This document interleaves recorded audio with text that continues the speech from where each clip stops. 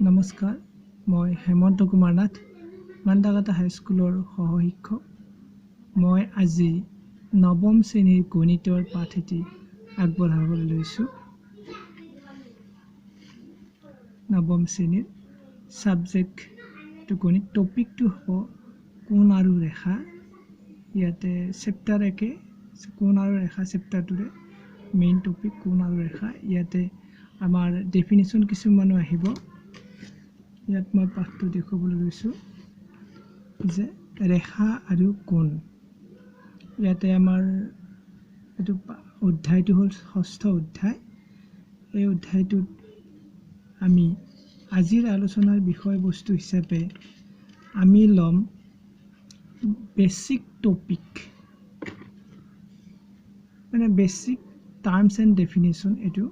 মানে মৌলিক পদসমূহ আৰু ইয়াৰ সংজ্ঞাবোৰ। ইয়াত আমি আজি আলোচনা কৰিম যে সূক্ষ্ম কোণ কাক বোলে, সমকোণ কাক বোলে, স্থূল কোণ কাক বোলে, সৰল কোণ, প্ৰত্যাৱৰ্তী কোণ বা সন্নিহিত কোণ, এইবিলাক কাক বোলে। ইয়াৰ কিতাপখনত লিখা আছে সূক্ষ্ম কোণ, সমকোণ, স্থূল কোণ, সৰল কোণ। তাৰপিছত আছে প্ৰত্যাৱৰ্তী বা প্ৰবৃদ্ধ কোণ, সন্নিহিত কোণ আছে, ৰৈখিক জুৰীয়া কোণ। এইবিলাক আমাৰ ডেফিনেশ্যনবিলাক কেনে হ'ব, মানে সংজ্ঞাবিলাক কেনেকুৱা হ'ব, এইবিলাক আমি আজি এতিয়া আলোচনা কৰিম। প্ৰথমতে মই এডাল এনেকুৱাকৈ আঁচ টানিছোঁ, এডাল চিধা পোন। এতিয়া এইডালক কোৱা হ'ব আমাৰ ৰেখা। এতিয়া আমাৰ ৰেখা বুলি ক'লে আমি পাইছিলোঁ যে বিন্দু এটাই যদি দিশ পৰিৱৰ্তন নকৰাকৈ মানে পোনে পোনে গতি কৰে, তেতিয়াহ'লে সেই গতিপথটোৱে হ'ল ৰেখা। এতিয়া ইয়াত আমাৰ AB এডাল ৰেখা, AB আমাৰ এডাল ৰেখা। ই পোনে পোনে গৈ আছে, দিশ পৰিৱৰ্তন নকৰাকৈ গৈ আছে। আৰু ৰেখা বুলি ক'লে আমি সৰল ৰেখাৰ কথাই পাৰিম, এডাল সৰল ৰেখা। আকৌ আৰু যদি আমাৰ একা বেকাকৈ গতি কৰে, তেতিয়া সেইটো কোৱা হয় বক্ৰৰেখা। ইয়াত আমাৰ বক্ৰৰেখাৰ কথা কোৱা হোৱা নাই, ইয়াত আমি ৰেখা বুলি ক'লে সৰল ৰেখাৰ কথাই জানিম। তাৰপিছত আমি আৰু এটা বস্তু পাইছিলোঁ, সেইটো হ'ল যে এটা নিৰ্দিষ্ট বিন্দুৰ পৰা যদি এটা দিশতে দিশ পৰিৱৰ্তন নকৰাকৈ গতি কৰে, মানে বিন্দু এটাই গতি কৰে, সেই গতিপথটো এটা দিশতে তাৰ বিপৰীত দিশত গতি কৰা নাই, তেতিয়া তাক কোৱা হ'ব ৰশ্মি। এইটো আমি পাইছিলোঁ ৰশ্মি, এইটো OA, অ'ৰ পৰা গৈছে এই দিশত, এইটো ৰশ্মি। এতিয়া তাৰপিছত আমি পালোঁ আমি কোণ। কোণত আছিলে কি, যে কোণত আছিলে যে দুটা ৰশ্মি থাকে, দুটা ৰশ্মি ধৰা হ'ল এই এটা ৰশ্মি আৰু অন্য এটা ৰশ্মি ধৰা হ'ল এইফালে এটা আঁকিছোঁ যে ৰশ্মি, এইটো OA এটা ৰশ্মি আৰু OB অন্য এডাল ৰশ্মি। এতিয়া এই ৰশ্মি দুডালৰ এটাই প্ৰান্ত বিন্দু, মানে আদি বিন্দু এটা। এতিয়া যদি আদি বিন্দু এটা হয়, দুডাল ৰশ্মি যদি এটা বিন্দু, দুডাল ৰশ্মি যদি আদি বিন্দু এটাই হয়, সিহঁতৰ ৰশ্মিডালৰ মাজত যিটো অংশ পাম, সেই অংশটোৱে হ'ব কোণ। বা আমি এনেকৈ ক'ব পাৰোঁ যে দুডাল ৰশ্মি যদি প্ৰান্ত বিন্দু এটা হয়, তেতিয়া সেই ৰশ্মিডালে যি চুকৰ সৃষ্টি কৰে, সেই চুকটোকে কোণ বোলে। এইটো হ'ল আমাৰ কোণ, এইটো আমাৰ কোণ, এইটো আমাৰ কোণ, এইটো হ'ল কোণ। এইখিনি আমি কোণৰ সম্পৰ্কত পালোঁ। তাৰপিছত আমি এতিয়া অন্য কেইটামান কোণ আঁকিম। ইয়াত চাবা যে মই এটা আঁকিছোঁ এনেকৈ,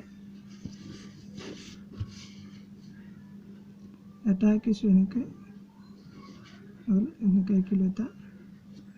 মই প্ৰথমতে আঁকি লৈছোঁ। ইয়াত মই কেইটামান চিত্ৰ লৈছোঁ। প্ৰথম চিত্ৰটো এংগুলটো মানে কোণটো হ'ল AOB। এই কোণটো আঁকিছোঁ। ইয়াত চাবা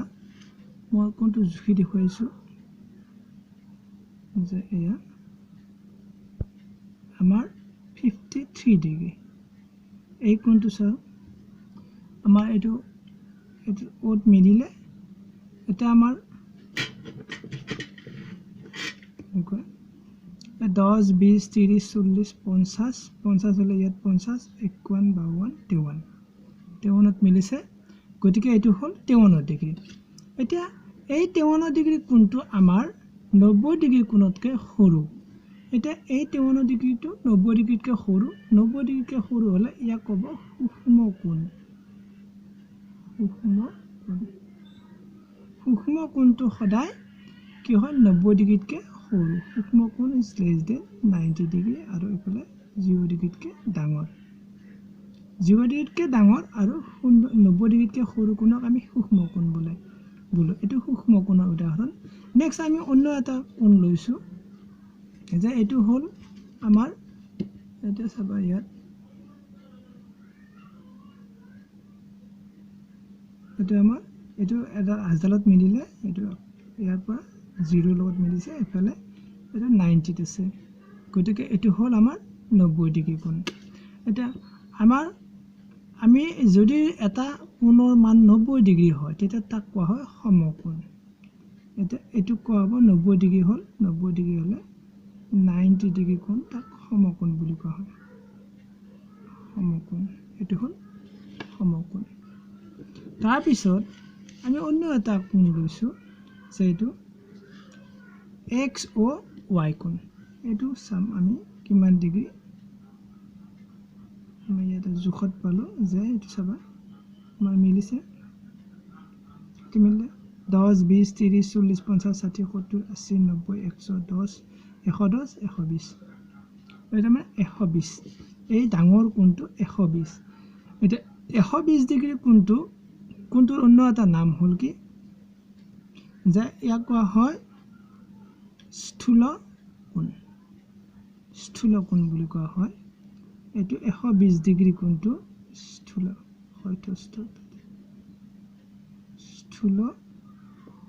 কোণ এটা আমি এটা কোণ পাইছিলোঁ যে স্থূল কোণ নাম শুনিছিলোঁ এইটো ক'ব স্থূল কোণ কাক বোলে বুলি ক'লে আমি ক'ম 90 ডিগ্ৰীতকৈ ডাঙৰ কোণ আৰু এইফালে 180 ডিগ্ৰীতকৈ সৰু 90 ডিগ্ৰীতকৈ ডাঙৰ 180তকৈ সৰু কোণক স্থূল কোণ বোলে এটা 120 ডিগ্ৰীটো স্থূল কোণ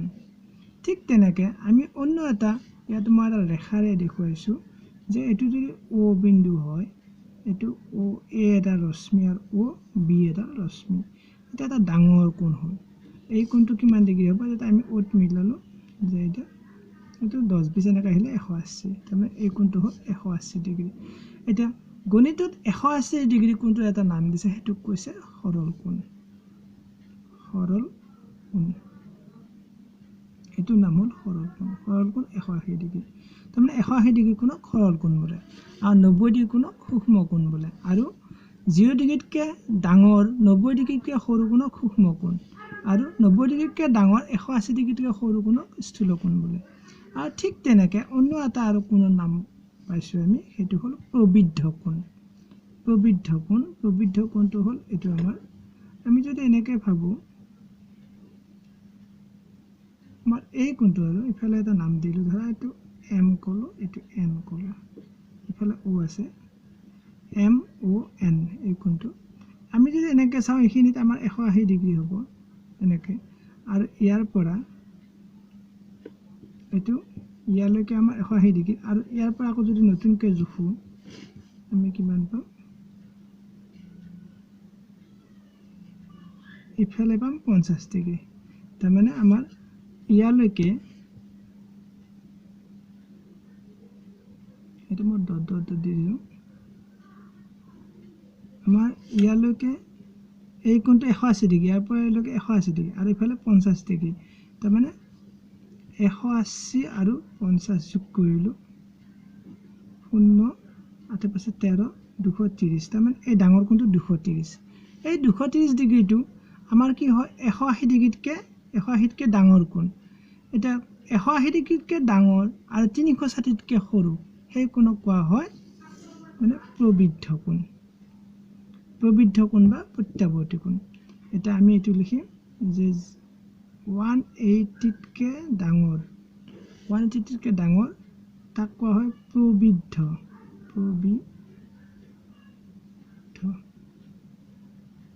এইটো বান্ধি প্ৰবৃদ্ধ কোণ বা প্ৰত্যাৱৰ্তী কোণ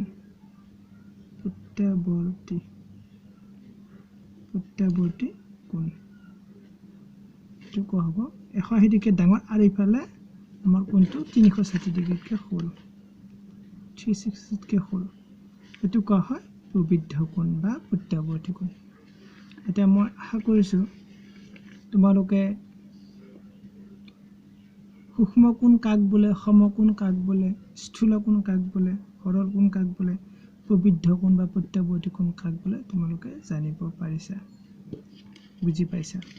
ইয়াৰ পিছত আমি অন্য এটা কোণ পাম সেইটো হ'ল বিপ্ৰতীপ কোণ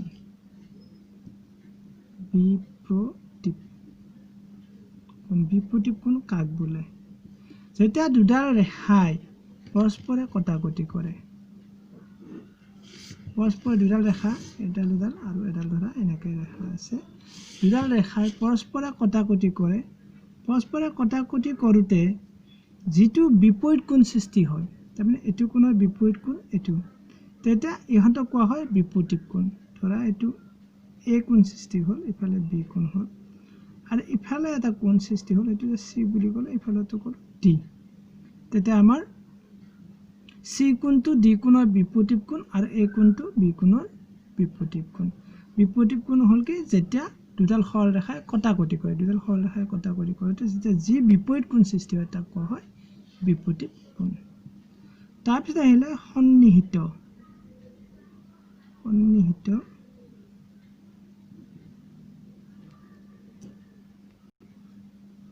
ইয়াৰ পিছত পাম সন্নিহিত কোণ সন্নিহিত কোণত কি হয় যে দুটা কোণ আছে ধৰা হ'ল এইটো এটা কোণ এইটো এটা ধৰা হ'ল কোণ এইটো এটা কোণ আৰু অন্য এটা কোণ ইয়াতে লাগি আছে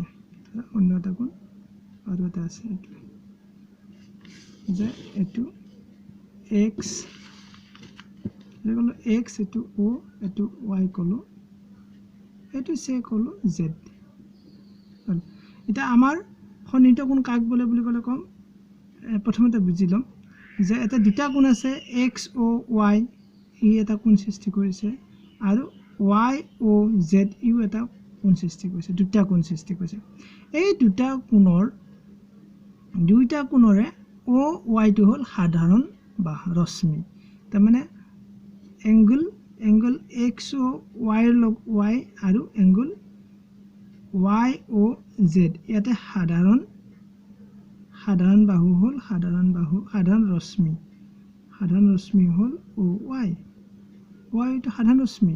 আৰু সাধাৰণ ৰশ্মিটো এই যে অ' এক্স আৰু অ' ৱাই অসাধাৰণ বাহু এই দুটাৰ মাজত আছে অ' এক্স আৰু অ' জেডৰ মাজত অ' ৱাইটো আছে তেতিয়া ইয়াক কোৱা হ'ব এই কোণ দুটা কোৱা হ'ব সন্নিহিত কোণ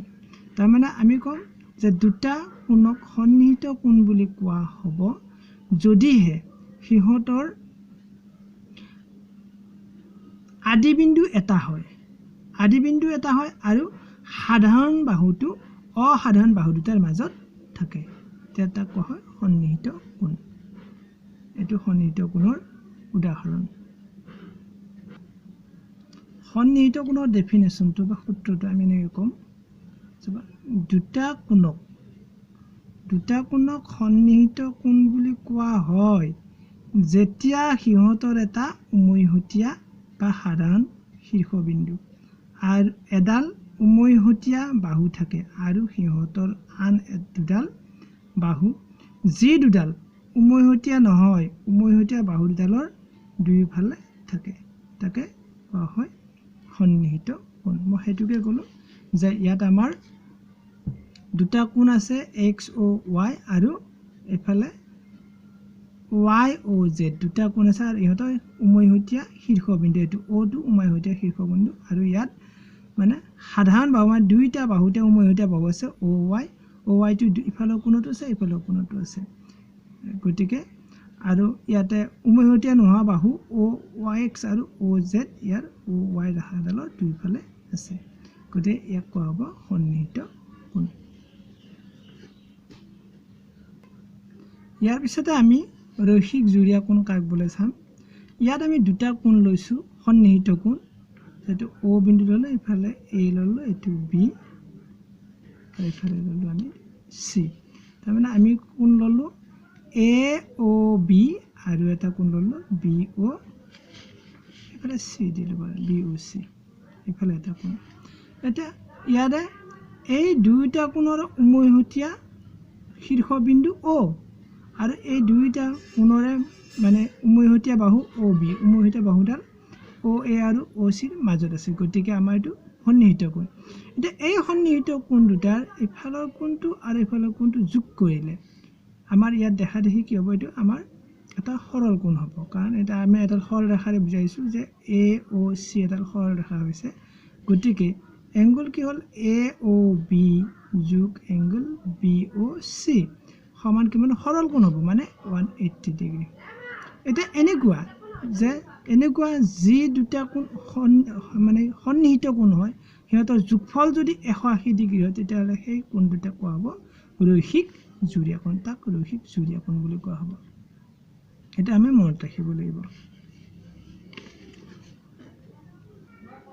থুলমূলকৈ গোটেই কথাখিনি আকৌ এবাৰ চাইছোঁ যে এইটো ধৰা হ'ল এটা কোণ 30 ডিগ্ৰী